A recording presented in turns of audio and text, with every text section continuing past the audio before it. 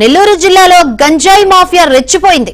Venkatachalam toll plaza వద్ద DSP శ్రీనివాసులను ఢీకొట్టి పరారయ్యారు. ఈ ఘటనలో డీఎస్పీకి స్వల్ప గాయాలయ్యాయి. అయితే ఆత్మకూరు వద్ద నిందితుల వాహనాన్ని సీఐ గంగాధర్ చేజ్ చేసి పట్టుకున్నారు. ఓ వ్యక్తితో సహా కారుని పోలీసులు స్వాధీనం చేసుకున్నారు. గంజాయి రవాణా చేస్తూ తప్పించుకునే ప్రయత్నం చేసి ఉంటారని పోలీసులు భావిస్తున్నారు. మార్గం మధ్యలో గంజాయి పడేసి ఉండొచ్చనే అనుమానాలు వ్యక్తమవుతున్నాయి.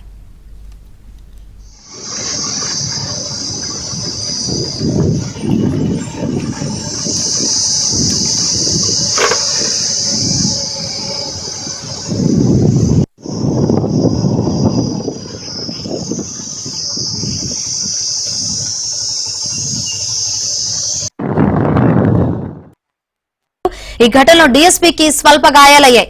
అయితే ఆత్మకూరు వద్ద నిందితుల వాహనాన్ని సీఐ గంగాధర్ చేజ్ చేసి పట్టుకున్నారు. ఓ వ్యక్తితో సహా కారుని పోలీసులు స్వాధీనం చేసుకున్నారు.